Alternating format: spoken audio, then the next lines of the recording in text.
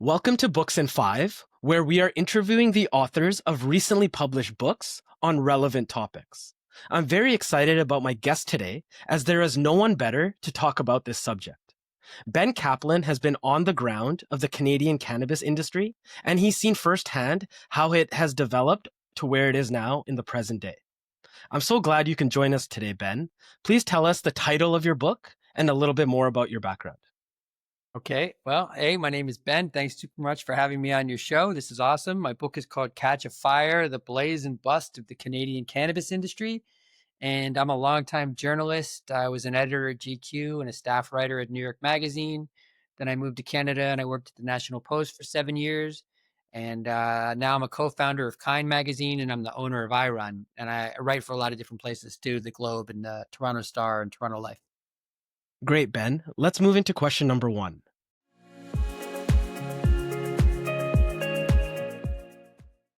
For weed to eventually be legalized, it had to be criminalized first. Help us understand the Canadian government's relationship with marijuana leading up to 2018.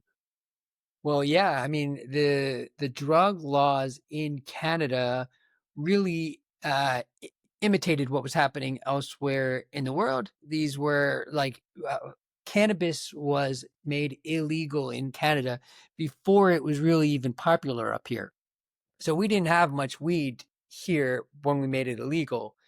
Um, and really, what started out too, it was even the name marijuana was used because it was sort of like there were racist implications because the pot was coming up from Mexico. So that's why with legalization, we called it cannabis, which was the name, the cannabis sativa, the name of the plant, as opposed to marijuana, which was just something that was like a slang term derogatory to Mexican people. So yeah, so it had to be illegal to get legal. It began, the legality of it, it began as a medical product. It was made medical in 2013, where you could have a prescription for weed in Canada. Not many people knew about it, but those that did loved it. And back, it's in the book. Bob Rock was telling me how you were getting, it'd be very easy to get a prescription because they didn't want to judge. Again, you have to put this in the context of the AIDS crisis. So there'd been a lot of movement towards making pot legal. Finally, Justin Trudeau campaigned on this. He announced it in Kelowna, BC, which is like a cannabis hotbed. A lot of weed still comes from there. And he was elected and he came through with his promise, and pot's now legal up here in Canada.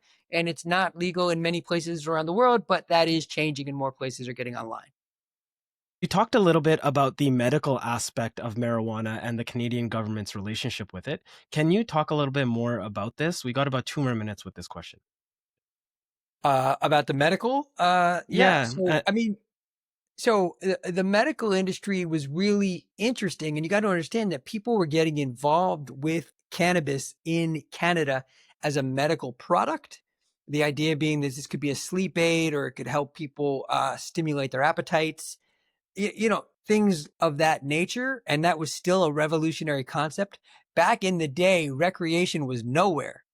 So, in the book, Bruce Linton tells me that was the one time he was scared because suddenly his total addressable audience went from like, call it 50,000 people with a medical license to suddenly the whole population of 19 plus in the country. And that really happened before the innovators who started the first medical pot companies. And by that, I mean people that grow weed by Health Canada's stipulations in this country with a license. So you can't that's what I mean by these innovators were the people that owned pot companies who grew pot in a facility that they custom created for this purpose. And then when the gold rush came in and Trudeau said it was going to be legal for rec, suddenly they needed to make much, much more weed. got it. So, final 60 seconds. Let's stay on this question. Can you talk a little bit more about the stigma with marijuana in the country before, it really got popular in the 2010s? Yeah, sure. I mean, that's one of the reasons why this became such a big business is because a lot of the usual subjects who were entrepreneurs, because you had to have money to get into this because building one of these facilities to grow weed was expensive, so But the reason why the people cleaned up who got in it first is because a lot of the usual subjects wouldn't touch the stuff. I mean, the stigma around marijuana is still massive. I just did a thing for the Globe the other day where it was like, right now in Canada, we're taking the American spirits out of liquor stores. And, in Minnesota right now in the States, you can buy weed drinks. Cannabis is available as a beverage in all sorts of different delicious ways. So I'm like, listen, we right now the liquor stores have a dearth of products. We have Canadian owned companies making pot drinks. Put them on the shelves. You've got empty shelves, but it's like a non-starter. I can't hear back. The Globe published it. We put it in the business pages, but like it's just haven't been able to get anywhere with it. So there's still a stigma where there's like common sense things, the right thing at the right moment, and still just the stigma prevails. Got it, Ben. Let's move on to question number 2.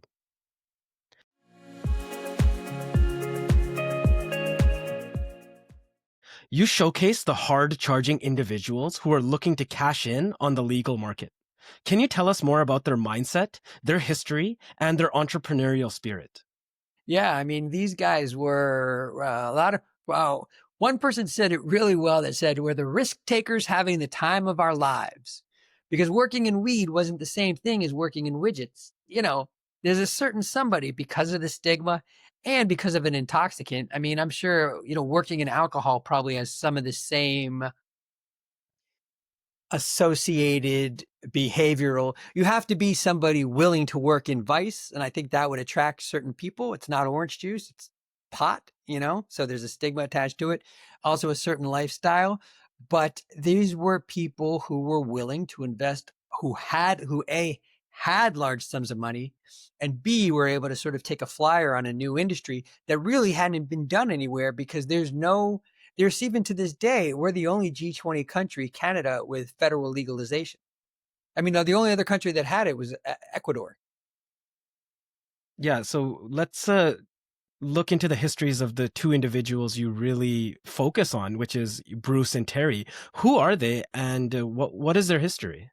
I mean, I miss them, tell you the truth. Like, it's fun to talk about this stuff because, like, when you're doing a book with on somebody, you get really close to them, and then the book ends, and it's like, goodbye, see you never. And it was like, so I will say, on the personal level, both of them are rock on tours. Both of them are people. I mean, I think there's a social element to be a CEO, and to be a CEO in a new industry, especially one that would warrant attention naturally.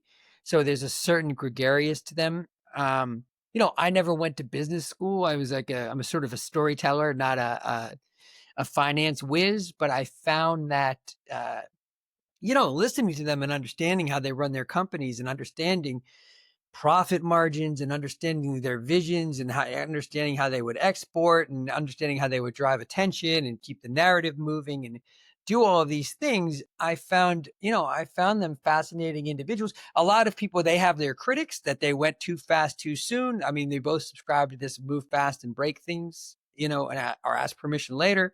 Also these companies you're talking, and Bruce was with Canopy and Terry was with Aurora, and these companies were growing alongside Health Canada. So a lot of times they were creating products that didn't exactly have finished regulations set in stone. So sometimes they had to figure out what was allowed and what wasn't just by doing the thing. So there, I would say elements that both Bruce and Terry shared was willing to take a risk, self-belief, believing in their own, crazy dreams. And some of the dreams, to be clear, of both Bruce and Terry were crazy. I mean, Terry built a greenhouse in Edmonton, where Aurora's based, that was so big that when you got off the airport in Edmonton, you smelled his weed. And pilots landing into Edmonton, which is a horrible place to grow weed, freezing cold Alberta, up in Edmonton, and it was 1,000,000 square feet where pilots landing into the airport couldn't land because the glare off Terry's roof. I mean, he was swinging for the fences. Both men were. And I think they sort of got each other's goats and kind of edged each other forward. But you got to also put it in context, because at the time, that's what the market wanted. Every time you bought something new or raised more money, you sent out a press release and your stock would go up. Before legalization, the only way you could generate or separate yourself from other brands was by raising more money, buying more things, saying more crazy stuff, that would get attention, but the attention would raise your stock price. Before there was legalization, which company's the best, which is the biggest, it's whatever Bruce and Terry could come up with. Got it. Let's move on to question number 3.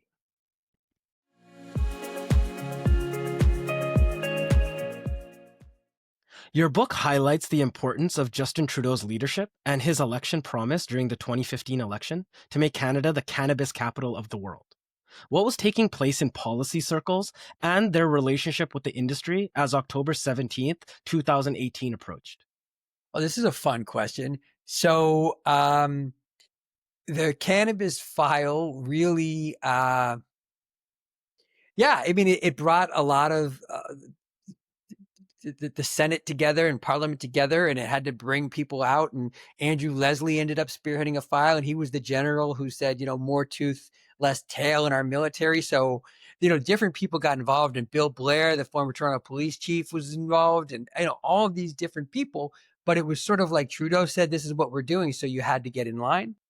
I feel like it was contentious, but it did pass. And they worked hard on it. There's a guy named Tony Dean, and Tony Dean was instrumental of selling it to his other colleagues in the Senate. But what's his story makes so fascinating is he was actually undergoing cancer radiation treatment at the time. So while this was important to Trudeau, there was also a timeline. He wanted to do this in his first term. Here was this guy who needed the product, who was also trying to put it forth on his colleagues, many of them who hadn't worked like that, who weren't used to looking. I think Tony had a quote to me in the thing that a lot of these people prided themselves. They didn't read the material. They didn't show up. They were sort of out to lunch, and it was like, no, we're doing this thing now. So there was an urgency in there because it was important to the boss. Got it. And the second part of this question, let's really try to dive deep into it. What was the relationship between policymakers, between bureaucrats, between the decision makers in Ottawa and I guess in capitals of the provinces with the industry? That's interesting. I mean, they worked par and parcel. They had to. And you also have to understand, pot has been a moneymaker up here. I mean, when I was talking about getting those pot drinks in the liquor stores where the American drinks are gone, just you could sell it, politicians could sell it to their constituents, because look how much money we raise in taxes. I think last year we raised $5 billion off taxes off weed. So I think that was a message that, or 100,000 jobs in cannabis right now today. So I think that was a message that the politicians could bring home. The politicians had to work with the, for instance, Bruce Linton with Canopy opened up his headquarters in Smith Falls. He took over to build his weed mecca, was in a shuttered down Hershey factory. So that building was shut down in Smith Falls.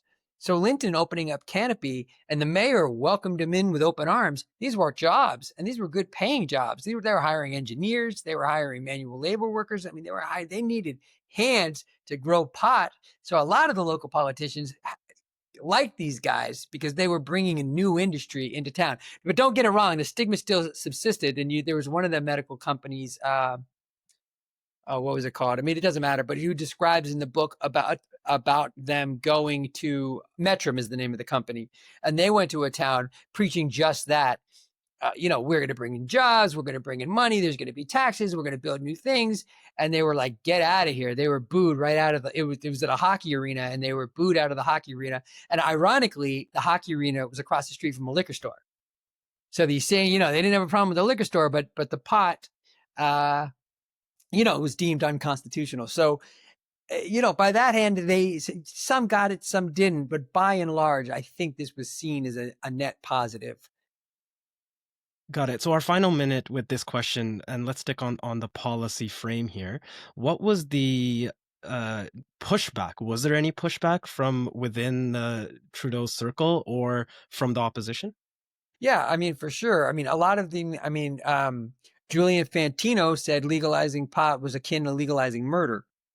Of course, he said this right before he got into legal pot. I mean, a lot of hypocrisy. A lot of people said one thing, then said something else when the fashions changed. So, I mean, because it was pretty understood early on that this was going to be a moneymaker. So people got on board. But certainly there were some people, certainly Stephen Harper wasn't for it. I mean, certainly, it had come close many a time previously to be legalized, but just nobody had the chutzpah to see it through prior to Trudeau. So it wasn't a no-brainer by any means, and there was still pushback, but by and large, they got on board with what the boss said. Ben, let's move on to question number 4.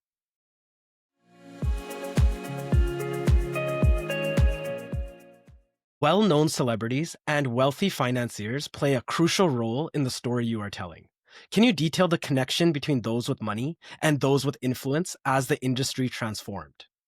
Yeah, for sure. I mean, that was one of the things that made the industry so hot. I mean, one of the things that the book talks about, like catch a fire is what it called. Like it was a fire. So once this started, fools rush in, and a lot of these Wiz Khalifa, Snoop Dogg, Martha Stewart, Kirsten Bell, people like that they're beyond people, they're brands. Their whole their complexes, they're so all of these people got involved and they all got involved. Each one of those got involved with Canopy. I mean, Snoop Dogg went to Smiths Falls. Wiz Khalifa came, he did something, and there was like he did something in Toronto at the Budweiser Stadium, what used to be the Molson Fest out there, and they did the Metrum Green where they did a VIP thing for Wiz Khalifa, and over there was Bruce Linton and his Canopy people, and they were like, they would fight for these people because again, you got to understand, all of this stuff was about getting buzz because you couldn't advertise, you couldn't sell product yet, so this was all you could do is kind of like ring your own bell to drive up your stock price. And a great way to do that, I mean, this is since the beginning of time, is to get celebrities involved. And, from Cheech and Chong, Willie Nelson, the list goes on, but a lot of different celebrities got into it. Now, it should also be mentioned, Drake was involved, The Weeknd was involved. All of these things failed. I mean, none of it really held. Health Canada said celebrities couldn't promote products anyway. So this is like one of the dicey things. And the companies tried to like skirt around that and make it work somehow, but you couldn't really do, like what you see now on TV with the hockey advertising, with the betting advertising with Wayne Gretzky or something like that. The pot companies couldn't do it like in your face the way they wanted to. And Snoop was promoting a product before you could buy the product here. So it's really just goes to show that it was a lot of kind of hot air. Let's try to stick with this a little bit and maybe dive a little bit deeper because you mentioned that, those ventures or a lot of them failed. Were they cynical? Were they always supposed to fail, or were they actually trying to succeed and it just didn't work? You see, I don't like that. People in my book, and there's people in the industry who think they're trying to fail. I don't know anybody who does anything ever trying to fail. I just don't understand that.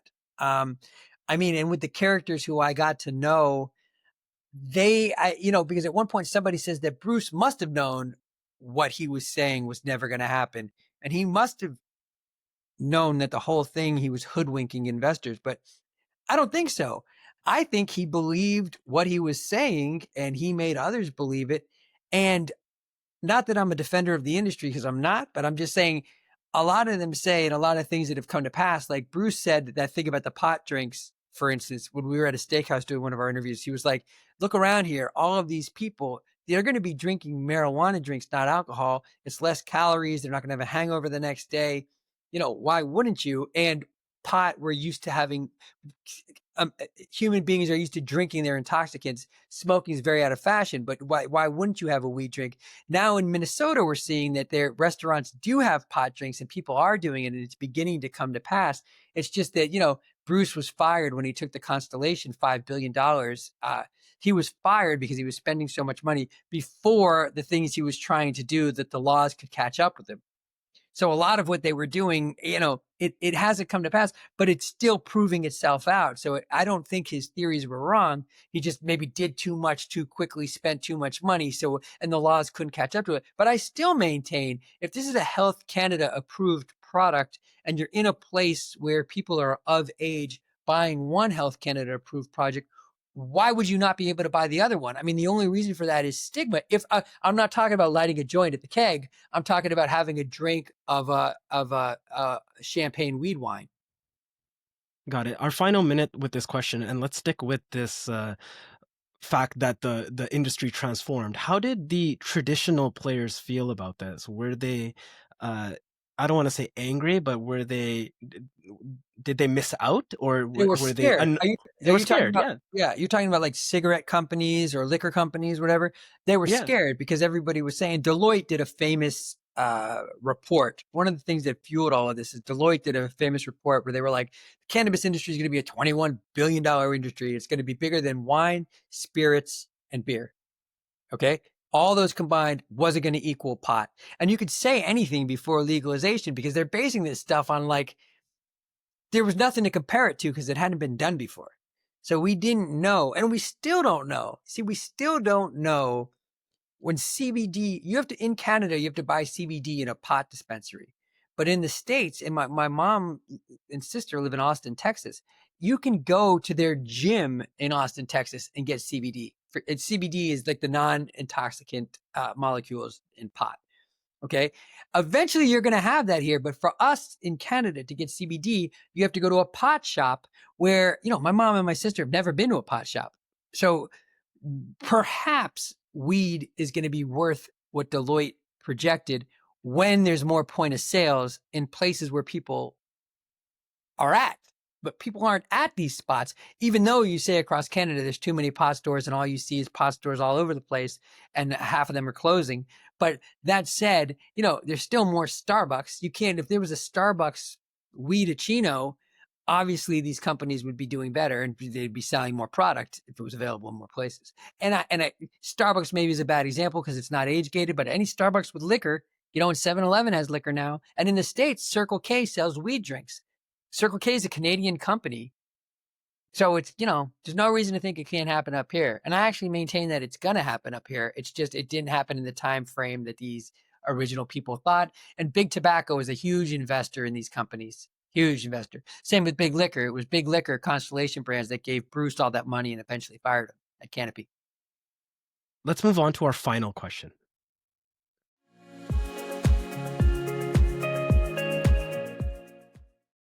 Canada experienced startups growing to become behemoths, mergers, acquisitions, and spectacular corporate blowups in the cannabis space over the past decade. And your book talks about all of this. Is the industry in a healthy place in 2025? That's interesting. I maintain, listen, is the industry in a healthy place in 2025? Yeah, I think it is. A lot of companies have closed, so it's getting to be more, just like with the pot stores. First there wasn't enough, then there was too much. Now it's starting to right size. The same thing is happening with the number of companies. We don't have 400 seltzer waters. We don't have 400 banks. So why would we have 400 edibles? We don't need that. 10 ought to be sufficient, especially when the products are relatively similar. And Health Canada says the advertising packets have to look kind of the same. So I think things are being in the right size. I think the other thing about the industry, and if we take it from a policy standpoint, I think we legalized marijuana ahead of anybody else and we didn't wait or listen to the Americans, and like the sky didn't fall. You know, we're not suffering. Our productivity crisis in Canada isn't because every fourth person is stoned on the job, and kids aren't dropping out of school and cars aren't crashing on the 401. So it's like we legalize pot and it feels pretty normal now. Those people in the hockey rink who get out of town, you weed company, bad people, you're going to ruin our city. It doesn't really seem like that happened. So from a public health standpoint, the other thing I'll say about the industry and what it's done is we know for a fact that Black and Indigenous men were getting arrested for marijuana up to 7 times more often than whites, even though a population thing out of the States said basically all the races consume, Asians are less, but for the majority, the races consume pot at the same thing. It's just whites are arrested less than Blacks and Indigenous men, 7 times less. But the arrests for marijuana have by and large come down across the board. It's hard to get arrested for pot right now. So again, from that standpoint, I don't know if you're talking to me about, is the industry healthy in terms of the stock price of where Canopy's trading, or if you're talking to me about is it healthy in terms of the world in which we live in and the taxes that are coming back in to help build railroads and whatever else like that. So I think it's healthy, and there's still plenty of companies making money. Also, I would say Canada is the world's #1 exporter of weed. So we're selling weed to Australia and Germany and Israel, and so we sell more weed around the world than any other country. So that's where a lot of the companies are moving. Like Organigram is a big weed company, and they changed their name 4 months ago to Organigram Global, just to underscore that they're not working just in America, but they're selling their stuff all over the place. Let's finalize this question with another minute. What I meant by the industry in a healthier place, is it more professional? Are Oh, people, right? Are the players involved? Are they operating the way they should be compared to what you write about in the book, which was just a yeah, lot of no, I mean, craziness, right? yeah, no, I think by now, by and large, the thing is cooled out. I mean, it's not buzzy like it once was. Like Snoop hasn't been to Smiths Falls in a while, and that place, Canopy closed their place in Smiths Falls. All of those names I mentioned are out of weed, or they can do it in America now. They're in California, but they're not working with companies like that. So it's not the new thing like it once was. I mean, Aurora was trading on Robinhood hotter than Apple at one point, like peak craziness. So I think peak craziness and rushing to get all this stuff out and everybody going, so much money, so much speed, laws not yet set in stone, like all of these things added to, and things that were brand new, the whole industry added a certain chaos component to it. Whereas now it's settled. I mean, the industry is becoming much more regulated. A lot of the new heads of it's one thing that sucks is a lot of these Canadian companies now have CFOs. It was wide eyed. The guys I wrote about were wild eyed Canadian entrepreneurs. Now it's like CFOs from the American companies that invested in these brands to begin with, and it's cooled out. And the product is looking much more now like a CPG product, a consumer packaged good item, than you know, Terry Booth taking a brownie that someone passes him in a cannabis company convention in Vancouver in 2016. Ben, that has been 5 questions. You've answered them in 5 minutes. Let's move on to our bonus questions. Cool. This is like a game show.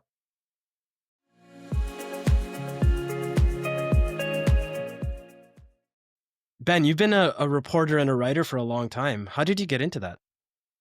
Writing, well, I always liked telling stories. When I went to Spain for a semester when I was in college, I was writing letters back home, and I liked telling those stories, and I liked trying to make my audience laugh or be entertained. And when I came back from Spain, then I kept doing it, and it became my quest to get published, and get attention like that.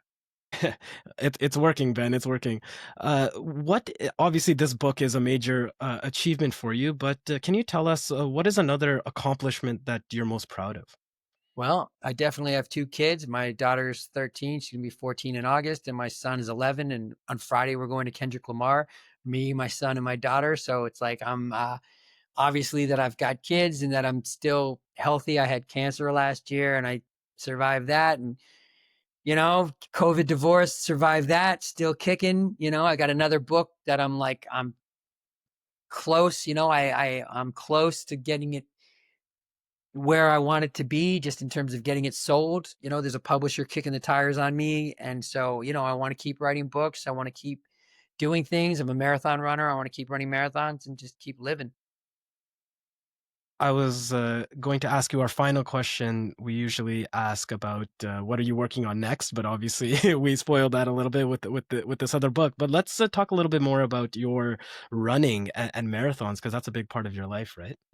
Yeah, I mean, I don't know if I'm addicted to it, but I certainly love it. And it makes me feel, I can ruminate in my head and I can get like everybody else, or I get stuck. Also, it's not an accident that I write about weed. And, I mean, I like to drink, I like to smoke pot, I like to do all sorts of things. And the running gives me goals that I can achieve, and it focuses me, and it, makes me feel good. It releases dopamine. So, yeah, and I'm lucky enough. I mean, I own a running magazine. It's called iRun. People could check it out, but it's a personal, I wrote a running book in 2014. That was my first book. And yeah, I just love it. And especially I love it in the summertime. I just, yeah, it invigorates me and it makes me feel good and it's healthy for me. And it's my release. Ben, thank you so much for joining us on Books in Five. Again, the title of the book is Catch a Fire. I'm going to put a link to the book in the show notes. If you're not able to pick it up from your bookstore, definitely borrow it from the library because, yeah, the cannabis industry in Canada went through a lot of ups and downs, and Ben chronicles it in a way that is very readable. Ben, thank you for joining us. Much love. This was awesome. Thanks. Felt like speed rounds. The host of Books in Five is Bhavan Sodhan.